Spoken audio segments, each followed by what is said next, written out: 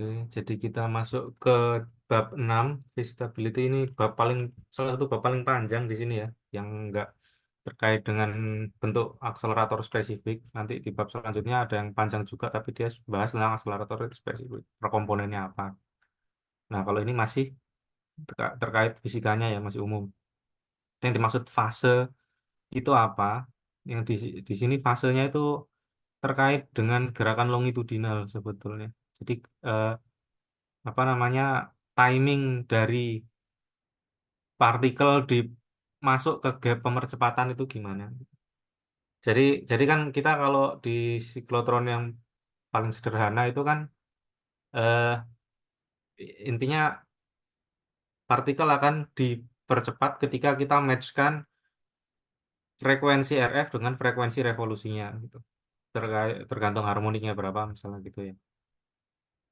Jadi kalau itu sudah match dengan revolusi dengan RF, maka akan dipercepat terus-menerus. Nah, sekarang kan masalahnya itu tadi adalah partikel yang sudah kita hitung pasti akan pas di tengah.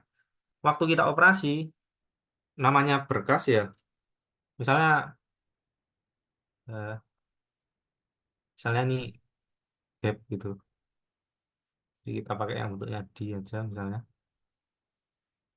Nah, ini kan berkas eh, bunch-nya nggak cuman satu doang dipercepat ya di sini.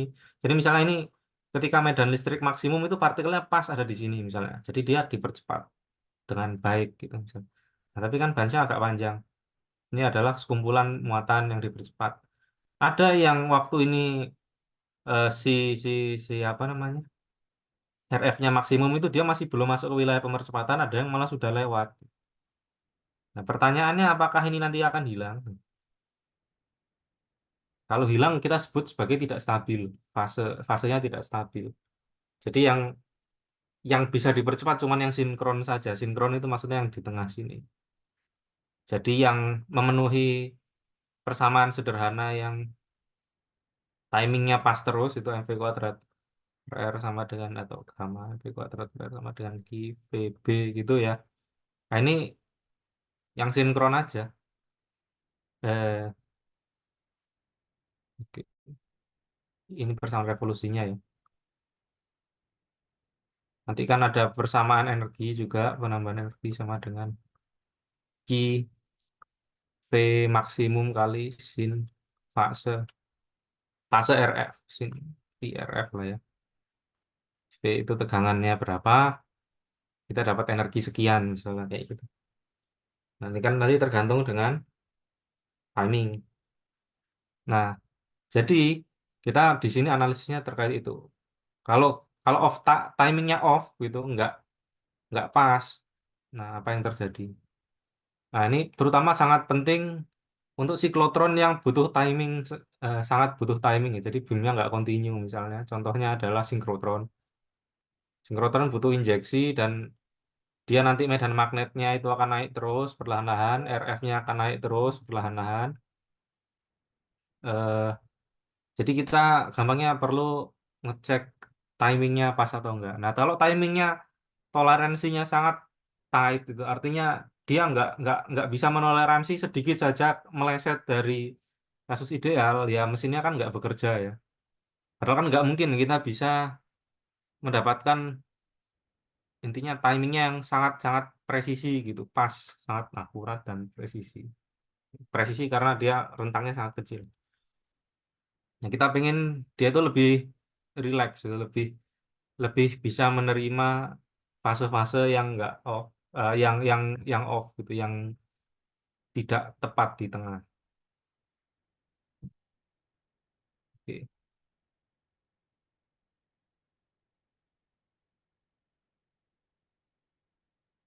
Nah, jadi gimana kita analisisnya di sini? Oh iya, ini terus analisisnya pertama untuk satu weak focusing ya,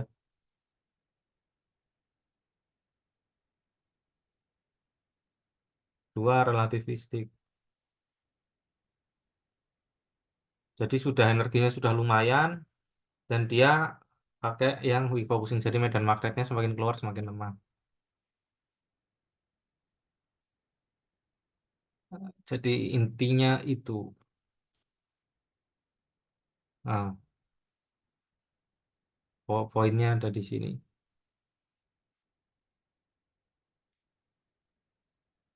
Jadi kita bisa mulai dari prinsip kestabilan fase. Ada, jadi ada dua orang yang pertama kali memberikan ide ini ya, yang masalah tadi kok kalau harusnya kan kalau nggak mungkin 100% partikel itu fasenya apa sinkron gitu ya, pasti ada yang meleset.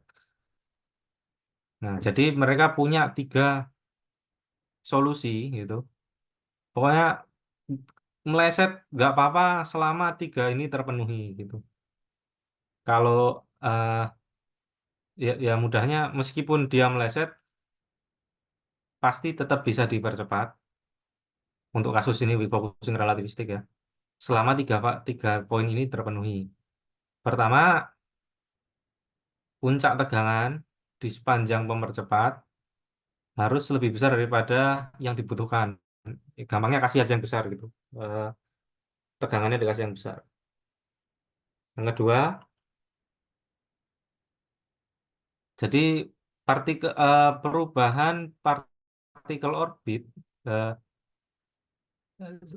sorry, perubahan energi dari partikel dan momentum harus diikuti dengan perubahan periode revolusi yang hanya bisa terjadi untuk relativistik. Nah ini nggak isokronus berarti ya.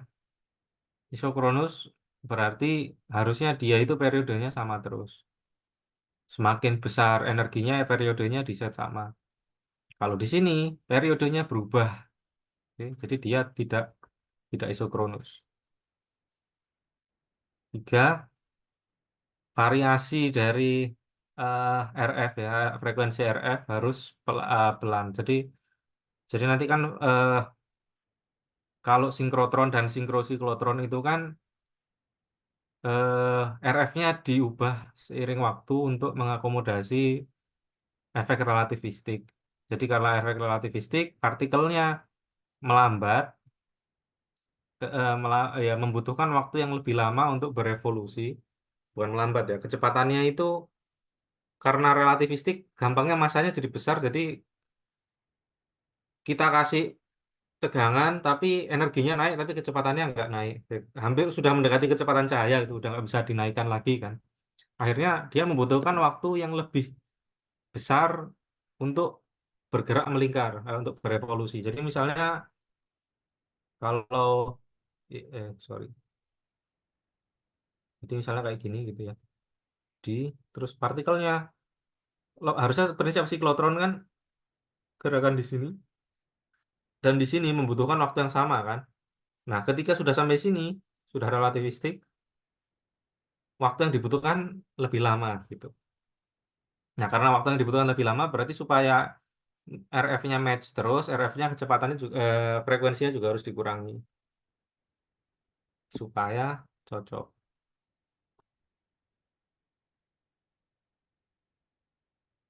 Nah, terus ini apa namanya? Adalah eh, fase RF ya, yang di, dirasakan oleh tiap-tiap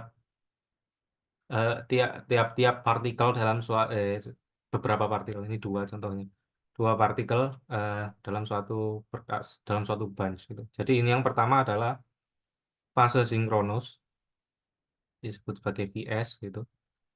Nah, ketika VS ini periodenya kita ketika periode RF-nya itu match terus dengan periode revolusi, maka sudutnya misalnya katakanlah ini berapa ya? Ini 90 kan? Eh, ini kan 90. Katakanlah di sini 150 lah ya. 150 derajat. Maka di sini juga 150 derajat dihitung dari sini.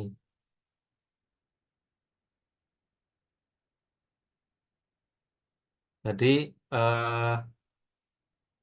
nggak berubah. Karena sinkron, fase RF-nya sama terus. Oke. Nah, untuk partikel yang nggak sinkron, misalnya ini, dia itu datang lebih dulu berarti. Dia datang lebih dulu dibandingkan partikel yang sinkron. Karena dia datang lebih dulu, tegangannya lebih besar yang dia rasakan. Jadi dilihat di sini tingginya, tegangannya lebih besar dibandingkan yang sini. Karena tegangannya lebih besar, maka energinya juga lebih besar. Energi yang diterima, energi tambahan. Karena energi tambahannya lebih besar, eh, harusnya kan dia bergerak lebih cepat ya. Tapi karena sudah relativistik, kecepatannya mentok gitu. Yang dirasakan adalah dia punya jari-jari lebih besar. Jadi yang ini misalnya partikel partikel S sama partikel satu gitu ya. Kayak tadi ini D-nya, lintasan partikel satu bentuknya kayak gini misalnya. Nah, V1 karena dia apa namanya?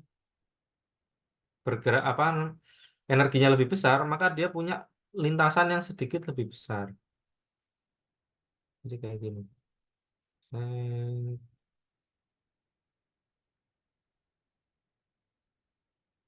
Nah, karena dia lintasannya lebih besar, berarti dia bergeraknya lebih lambat kan?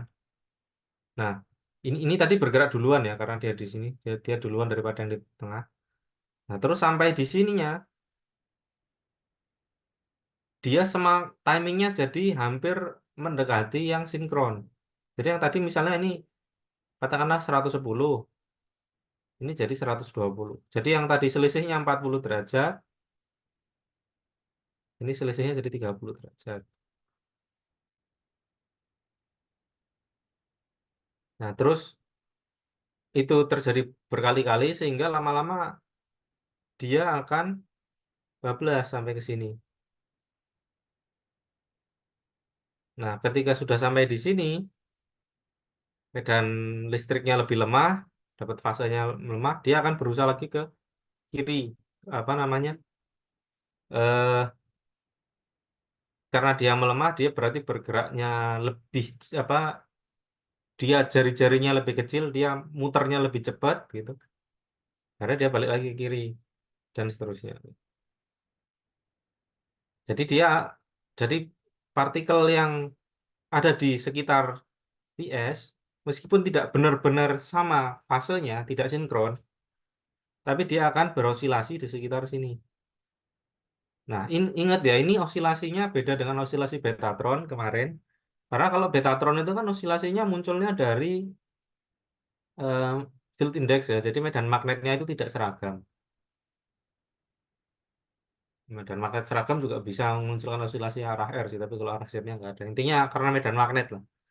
Di sini kita nggak ngomongin medan magnet sama sekali, osilasinya itu di arah longitudinal gampangnya. Jadi ini kaitannya dengan RF-nya gitu. Nah, catatan pentingnya ya, eh,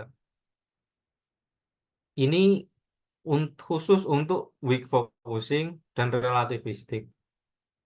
Suatu ketika kalian pakai untuk siklotron isokronus, relasi seperti ini nggak berlaku. Oke. Karena di isokronus, namanya aja isokronus, berarti waktu yang dibutuhkan untuk partikel mengelilingi bergerak satu revolusi itu sama nanti. Oke. Jadi kalau kalau isokronus nggak bisa kayak gini. Eh, apa namanya? Kalau isokronus nanti kestabilannya malah di sebelah sini.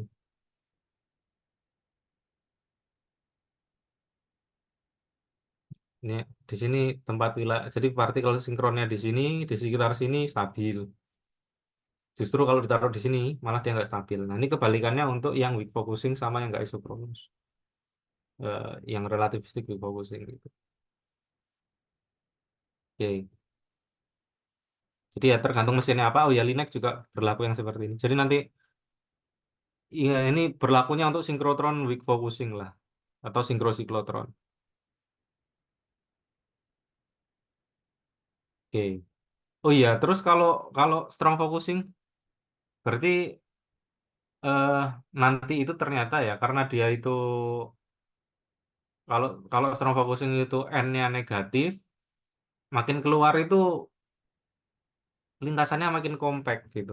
Jadi misalnya kalau kalau nanti kayaknya akan dibahas di sini deh. Jadi misalnya ini pusat itu ya, eh, dan terus partikelnya, sorry, sorry. Partikelnya kan bergerak spiral. Hmm. Nah, makin keluar itu makin besar gitu, karena N-nya positif. Dia dia medan magnetnya melemah di luar, jadi gampangnya medan magnetnya lebih lemah dalam confine partikelnya, berkasnya gitu.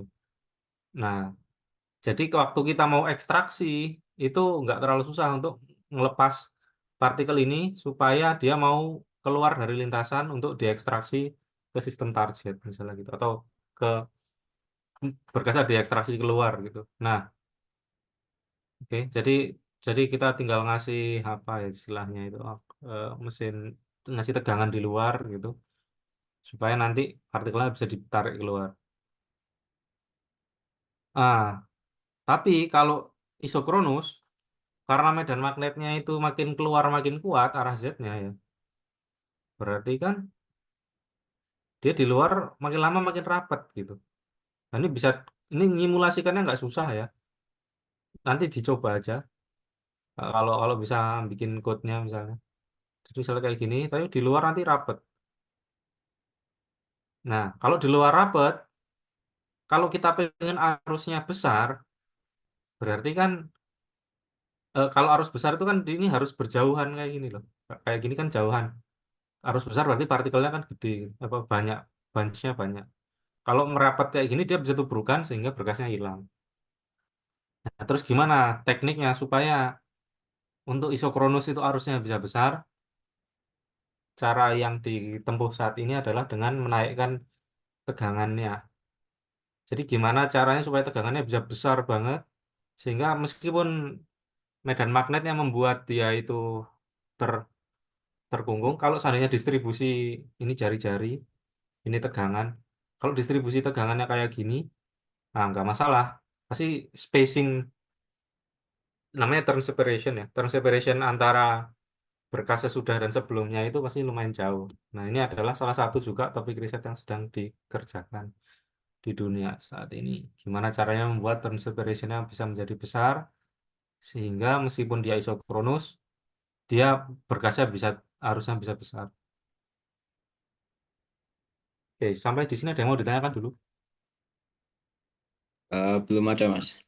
Hmm, Oh, lumayan jelas ya. eh anu, di sini kan Hmm. eh dikatakan kalau periode orbit partikel itu harus bertambah seiring bertambahnya energi Mhm. partikel. Mhm. Nah, bukannya supaya kriteria itu terpenuhi, berarti gimana ya istilahnya? N juga harus divariasikan. Eh, enggak juga sih kan. Jadi gini, seandainya n-nya sama dengan nol dan fix ya. Jadi yang paling kasus paling sederhana yang nggak pakai gradien sama sekali ya. N sama dengan nol. Kan nanti kan rumusnya gini toh, gamma MV sama dengan Q BR misalnya kayak gitu. Jadi ini berlaku terus gitu loh. B-nya fix gitu. Ini P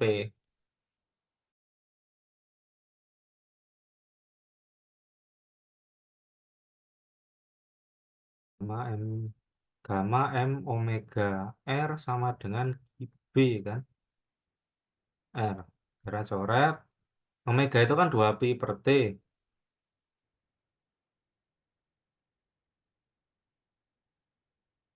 Nah, jadi T sama dengan gamma M 2 pi per IB.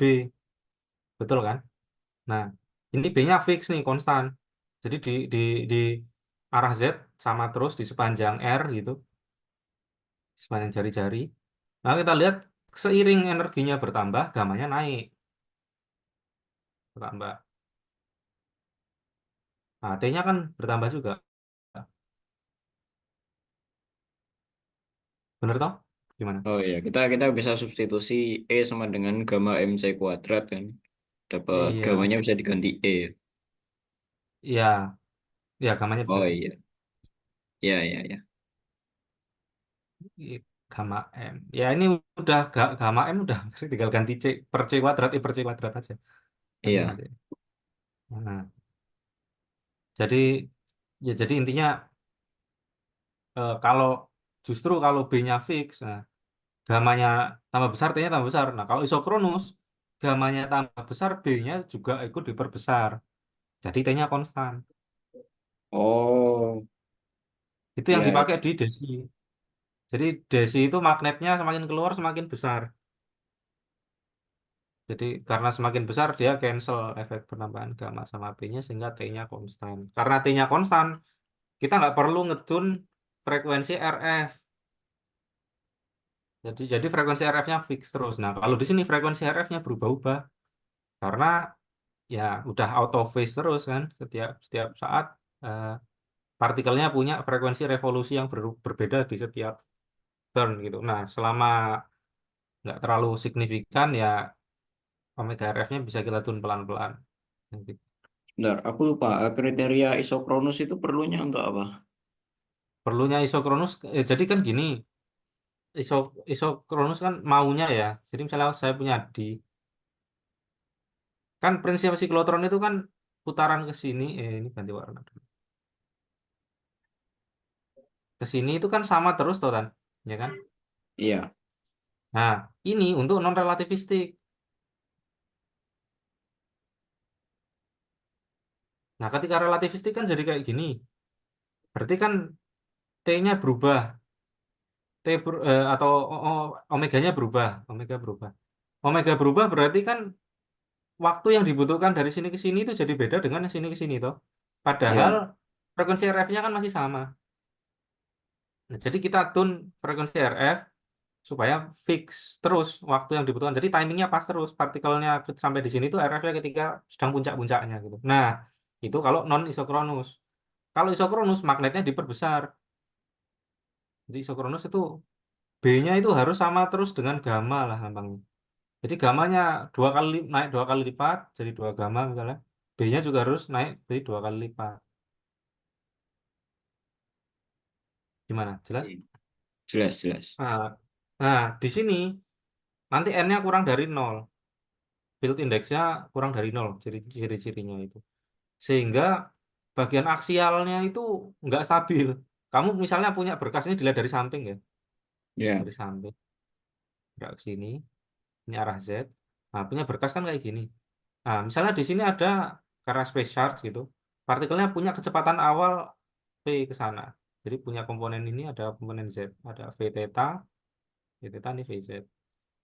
Nah, makin lama semakin keluar semakin dia semakin kedorong keluar. Jadi semakin dia ada di luar, dia semakin terdorong keluar. Defocusing kan. teraksial kan. Oh, berarti Aksial, kalau bagian kalau aksial. kalau di atas makin ke atas, kalau di Ya, bawah semakin ke bawah. dia di atas dan bergerak ke atas. Intinya kalau dia punya kecepatan VZ positif, VZ-nya tambah gede nanti. Oh, Nah, maunya harusnya kan kalau VZ-nya positif, dia makin berusaha untuk jadi negatif dan turun. Kalau dia di atas, dia berusaha turun, dia di bawah berusaha naik, gitu. Sehingga muter-muter aja di sekitar sini gitu. Nah, ini tidak terjadi kalau N-nya kurang dari nol. Jadi isokronus itu pasti tidak stabil aksial. Nah, terus solusinya gimana? Kita tambahin magnet Hill sama Valley itu yang memunculkan magnet arah theta. oh, Karena azimuthally muncul B varying. theta, nah, pas ya azimutally varying, Ya, AVF siklotron. Jadi karena adanya magnet beta, arah arah theta, sehingga azimutnya bisa dikompensasi perubahan azimut. Nanti, nah setelah bahas ini panjang ya babnya. Jadi nanti setelah bahas ini kita langsung loncat ke bagian itu aja di aku alternating tadinya gradient. mau tanya kenapa kok Desi 13 pilih pakai AVF, tapi kayaknya di bab setelah ini dijelasin juga ya. Oh iya, soalnya susah kalau ngetun. Jadi gini Tan, ini kan tadi solusinya dengan ngetun RF. RF-nya Ya, frekuensinya dikurang kurang kurang kurang kurang kurang terus itu kan. Nah, berarti cuman bisa mempercepat satu berkas saja dong, satu bunch per Itu satu jadinya waktu. sinkrosikloton namanya. Ya sinkrosikloton. Ya sinkrosikloton itu kalau dikurang-kurangin terus. Kalau jadi gini, kalau seandainya pengennya siklotron biasa, nggak bisa relativistik karena kalau relativistik pasti ada phase slipping kan, phase-nya akan meleset terus, lama makin meleset. Kalau pengen sampai relativistik, berarti frekuensi RF harus dikurangi seiring partikelnya bergerak keluar. Nah, tapi waktu RF-nya itu kan berkurangnya nggak bisa lokal. Eh, Frekuensi itu kan satu satu mesinnya cuma satu frekuensi kan. Jadi di partikel di luar butuh frekuensi rendah, partikel dalam butuhnya frekuensinya lebih tinggi gitu. Nggak bisa dikerjakan barengan kan. Berarti kita kalau mau nuruti partikel yang di luar, partikel dalam nggak bisa keluar. Berarti yang dipercepat ya cuma satu doang. Artinya arusnya sangat rendah gitu. Hmm. Arus rata-rata ya. Kalau kalau arus per satu bansnya mungkin tinggi banget, tapi dalam satu waktu repetisinya paling cuma bisa berapa kali doang gitu. Beda dengan kita yang di Desi itu continue, berkasnya dikasih terus-terusan aja, jadi nanti keluar-keluar terus nanti. Jadi secara rata-ratanya kalau akumulasinya lebih gede gitu harusnya. Nah, yang terakhir ya, jadi kompromi. Jadi intinya kalau kita maunya itu arus besar dan nggak pakai tuning arus besar dan nggak isokronus gitu ya, ya cuman energinya rendah. Kalau pengennya nggak isokronus, energinya mau besar, RF-nya harus ditune. Artinya berkasnya harusnya kecil rata-rata. Nah, pengen arus besar dan sampai relativistik, berarti ya harus mau nggak mau pakai isokronus. Intinya gitu sih. Tapi Hmm. sepemahamanku ya, kalau kalau 13 MEV itu sebetulnya jauh banget loh dari relativistik ngasihan. Ordernya Enggak, Mas. satu GeV. Sebenarnya itu udah kemarin waktu aku ngitung itu berapa berapa persen kecepatan cahaya? 10%. Energinya kan sampai misalnya masa relativistiknya paling nggak sampai 10% tuh kecepatan cahaya. Bentar, proton itu masa relativistiknya, masa diamnya berapa? Masa diamnya 1 GeV. Di Berarti juga itu ya. kayak 1/100 masa diamnya gitu loh. Ya nanti akan ada facelift. Nah, selama kita kasih tegangan yang sangat besar, faceliftnya mestinya bisa nggak sampai sampai berkasnya hilang gitu maksudnya. Kecuali kalau tegangannya kecil banget ya faceliftnya akumulasi lama-lama hilang, frekuensinya soalnya nggak match. Ya bisa dicek pakai simulasi lah. Benar juga Oke, ya. sampai sini dulu. Ini aku bikin Zoom dari aku sendiri ya, udah habis waktunya soal. Oke.